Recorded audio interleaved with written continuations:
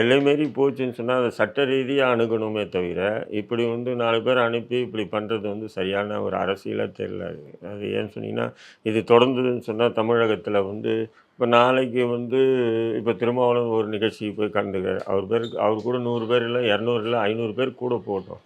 அதில் 2 பேர் உள்ளே பூந்துட்டு ஒரு அநாகரிகமாக நடந்துக்கிட்டாங்கன்னா எப்படி இருக்கும்? அது அவருக்கு அரசியல் எதிர்காலம் எப்படி ஒரு கேள்விக்குறி ஆகும் இல்லைங்களா? அப்படி விமர்சனங்கள் எல்லை மீறி போயிடுச்சு.